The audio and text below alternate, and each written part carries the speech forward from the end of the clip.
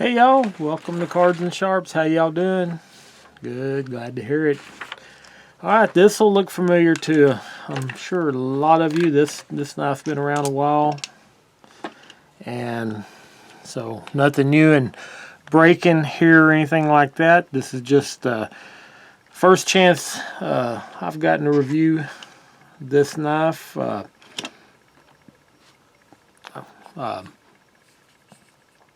This is a Benchmade Griptilian. If any of you have not been familiar with it, we're just trying to, in my series of videos I'm doing lately, kind of focusing on items that would make good gifts, since we are in the gift giving season. So I thought this would be a good one to look at. This is the Benchmade Griptilian. This is one that I'd had my eyes on for quite some time. The regular Griptilian just was a little larger, and then for the kind of money that Benchmade cost, it wasn't something that I wanted to pop on unless I could just find a really great deal. And then about the time I thought about getting the mini, the bug out came out, and I went with the bug out, and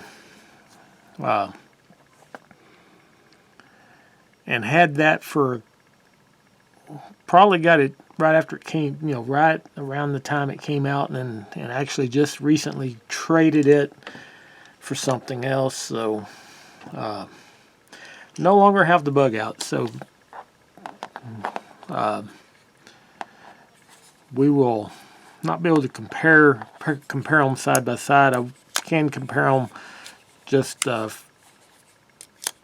of memory of how the bug out was. I did like the bug out okay. It was light, had good action. The one I had was the green with the dark, not really a black blade, but pretty dark. And what I found with it was what I use a knife for a lot daily. I may end up cutting some apples or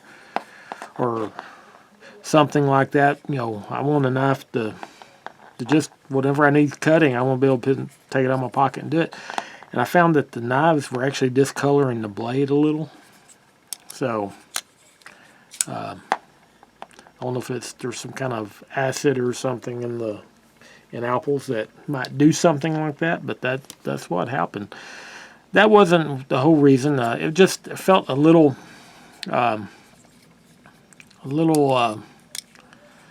lightweight. As far as I know, a lot of people, it is an issue with the way you could squeeze the frame and all that. And not that I disliked the knife, it was just that it didn't fit. When I wanted to carry a lighter knife, I had others that I just preferred to have in my pocket over that one. And then wanted to carry a heavier knife, it was, of course, wasn't a heavy duty enough. So we will see what we think of the Griptilian as compared to that.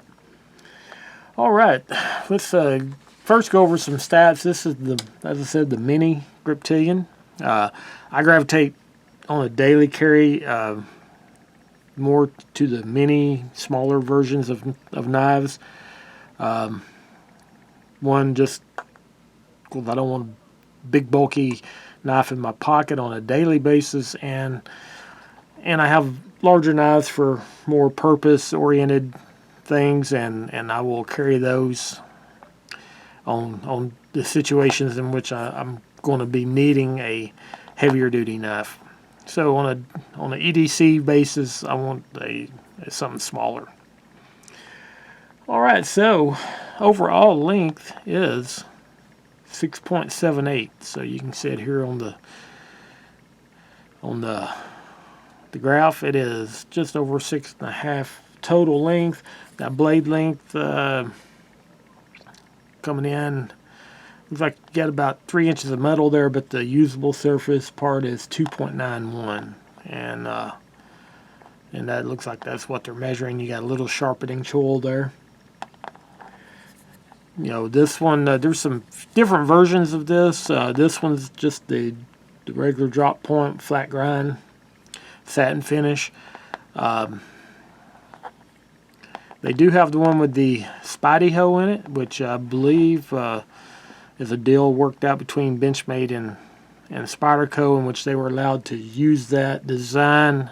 So I'm sure Spyderco loves it when they sell some, because I'm sure they get some money out of each copy of those sold. So that one wasn't, probably would have, I like that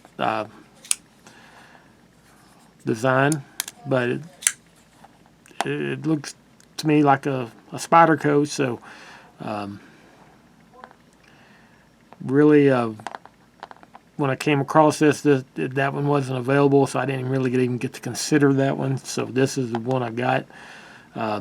They also make these with a combination blade, which I do not like combination blades. I prefer just a plain edge all the way. Let me see what else we got. Handle length is 3.87. That is about the bottom of the scale of what I'm comfortable with in my hand. About 3.75 to 4 inches is the perfect range, and this fits at just over 3.75. So I felt like it would probably be a good fit, and it does feel pretty good in the hand.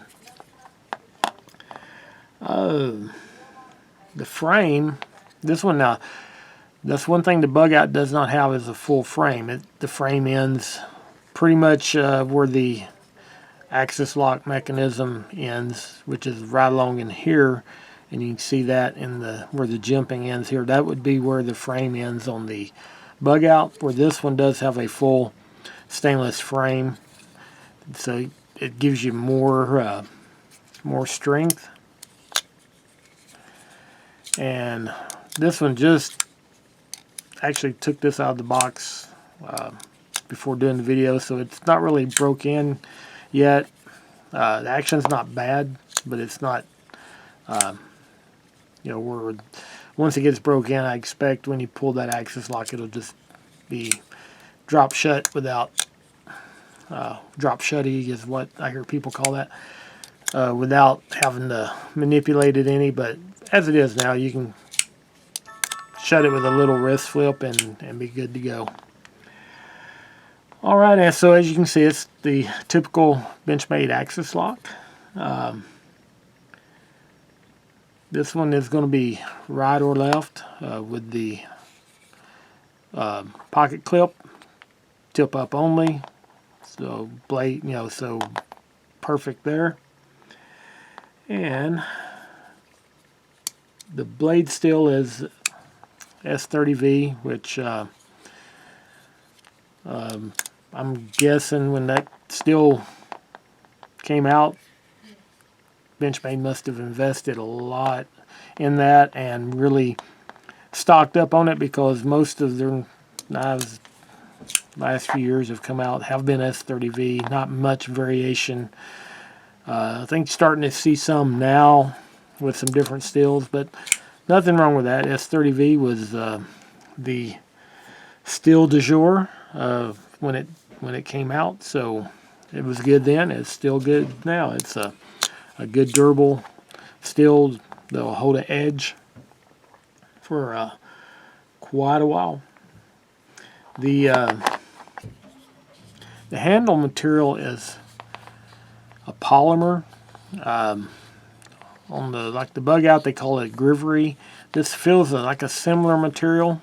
It's got texturing. You got the real heavy texturing right in here for grip, and then it's got some like a fine grit to it on the plain areas here, so you get pretty good grip all over. And when you expect that on a knife called a Griptilian. You would expect there to be grip aplenty with that. So let's see here. We got handle thickness is it looks see with the way the design looks in that the way the texture there, it kind of makes it look like it's rounded, like it'd be kind of a bulbous filling in your hand or anything. And I've always thought when I see these, they looked like they would be kind of rounded, bulbous, shaped. And they're not really. When you hold it in your hand, it doesn't feel that way. And it's showing the thickness is only 0.51, which is not, it's not super thin, but it's not abnormally thick either. And it does kind of round out, kind of swell here on the sides. So it does have a little bit of that shape. It looks like it does kind of a little, but it's not as bulbous as it appears that it would be just in the profile, looking at the profile. But the material feels pretty good. It's kind of a little more plasticky feeling than your G10. Maybe not as cheap feeling as say FRN is. So not too bad. This I'm sure it's one way they was able to keep this. These knives will run you around $100, depending on where you find it. I got a good deal on this one, so I got it south of 100 by a fair enough margin that I was willing to pop on it and pick this up. Picked it up so I could do a review. And I had liked the bug out. I will probably hold on to this one. I know different people have different feelings about Benchmade from before the gun kerfuffle a year or so ago, and even since, just in some of the characteristics and things with Benchmade. But I will say this: they are. The ones I've had have been good enough knives, and I don't know that they've always quite fit up to where they seem to think they were because with price. But in the last few years, really Benchmade is not in the higher spectrum of price knives anymore. They're they don't have any of your lower budget type knives, but they're no longer all their products don't fit in the premium, super premium range anymore. So and I think with what people are willing to spend, the knife hobby is growing, and the interest in knives, and we're in a great time. There is just so many different variations and everything. It's kind of a curse and a blessing. One, you constantly see things you want because something new comes along, and there's so many different variations in sizes. Let's just look at some of them here compared to this.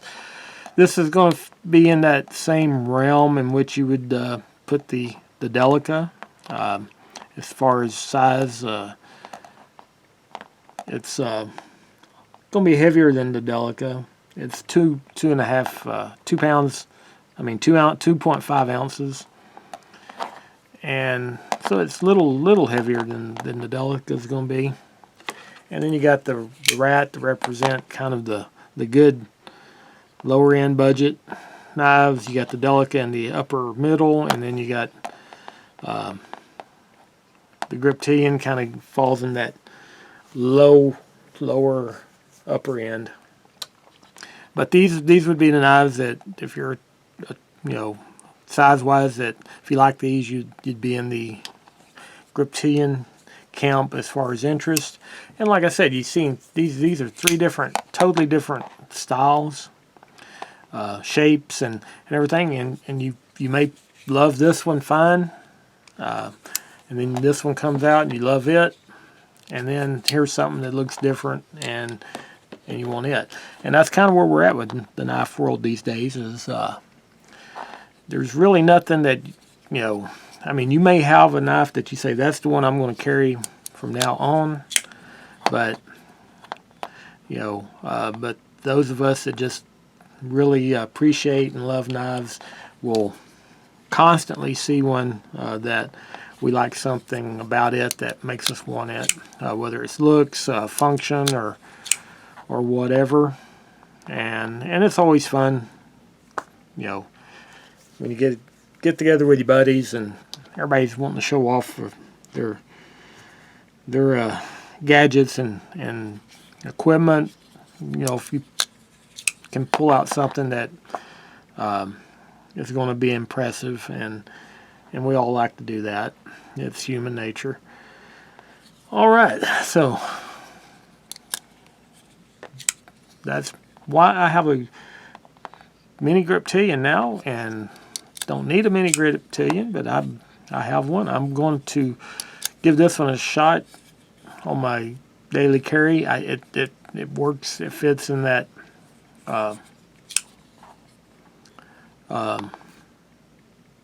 range of what I like to carry. It's a small knife, but it does have that blade feels like it's a substantial blade, and I think it looks like it'll cut just fine. Far as fit and finish, looks good. I mean, it's there's no sharp edges on the plastic here. You got jimping where you need it. You got a little bit on the ramp, and then some here on the back, so you can kind of lock in wherever's comfortable on your grip. And then you got like I said, the nice grip there. The clip looks pretty substantial on this knife compared to the size of the handle. They didn't cut back on the clip to scale it to the size of the knife, but when you're holding it, it doesn't really present. I mean, this part here definitely just doesn't even register with my hand. And right here, this little curve up just kind of works where my finger fits right in there, and then that part kind of comes up in between these fingers, and I really don't even feel that. If I change my grip, depending on what I'm doing, I might pick it up a little bit, but really does not feel like a hot spot at all, like it looks like it would be. You got some jumping underneath here, so there again, a knife called Griptilian, you'd expect it to be one that would have a good grip. And as you can see, just in the few times I've opened and closed here, it's starting to loosen up some, so won't be any need to disassemble and clean or anything like that. I believe this is, and it looks like it just got the bronze phosphorus washers in it, and feels like the action is pretty darn smooth, and it should, like I said, just a little fidgeting, and it should just loosen right up and to the point where you can just work it with the axis lock. So if you practice that a little bit, you can get pretty good at that.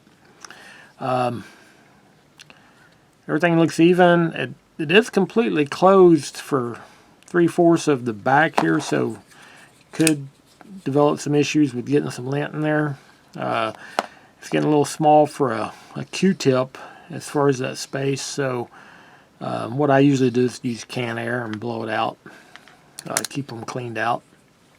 But on the other hand, that blade fills up so much of that space, it may not pick up a lot of lint because it's not going to come in the back, and there's not really a lot of room there. It's a pretty close tolerance there, and they did a good job of centering that blade in there, and so it's a very close tolerance,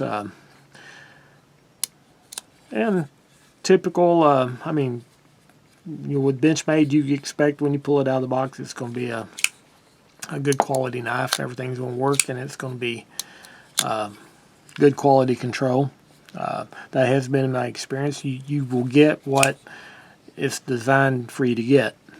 And all in all, I like this little knife. I will definitely put this in the everyday carry rotation and give it a go.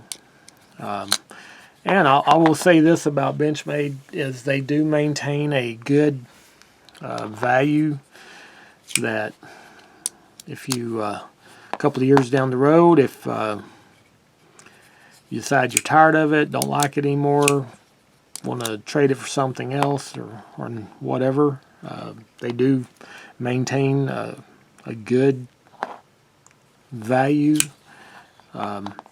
If you go look for good examples of used Benchmade knives, you'll look on eBay or someplace like that, and you will see that you can definitely save some money over new, but you're not going to get $100 knife for $50, unless it's just pretty hammered up. So that's one good thing about them, is they do hold that value for what you give for it, and they do have a value as a trade-in. So even if you're a big Benchmade fan and a newer version comes out, then you can expect to be able to trade it and get a fair amount back on your investment. Another thing about these is there is lots of aftermarket products. If you're not getting warm and fuzzies over black plastic or polymer, a lot of places you can go and you can find different scales for these. It can be, I've seen copper, I've seen G10, I've seen carbon fiber. Pretty much anything you can want for scales, they are available for these. A lot out there available. Some of them you will pay nearly as much as you would for a whole new knife, but that is up to you if that's something that's important to you. I think the scales are cool, but there's a limit to what I would pay. I got a $100 knife. I'm not going to have a $200 and a $100 knife, and the scales are not going to add equal value compared to what the scales cost you. But that's a subject for another day. All right, guys, let me hear what you think. I know most of you could probably have an opinion by now on the Griptilian, whether full size or mini, and I'd like to hear what you guys think. And my final thoughts are, if you can find these, you can see them. I've seen them several places lately. I think places like Bass Pro and stuff like that. I've seen these for south of $100. I think if you can pick these up for under $100, then you're going to get a good value, whether it's for yourself or for a gift. I think any knife guy is going to enjoy getting one of these. So would definitely make a good gift. And if, like I said, if you can find it for under $100, then by all means, I think you're getting a good value if you pop on it. All right, that is it with my final thoughts, and hope you guys enjoyed that and found it useful. And if you did, hit that like and subscribe. Really cranking out the videos lately on knives, trying to get as many reviews as I can before Christmas, so you folks can hopefully, if there's just a couple of you out there that this helps you decide on something to give as a gift or to get yourself when somebody gives you that good gift card, then I'm doing my job, and I just like talking about this stuff. All right, guys, that is it for the Griptilian. We'll see you guys next time.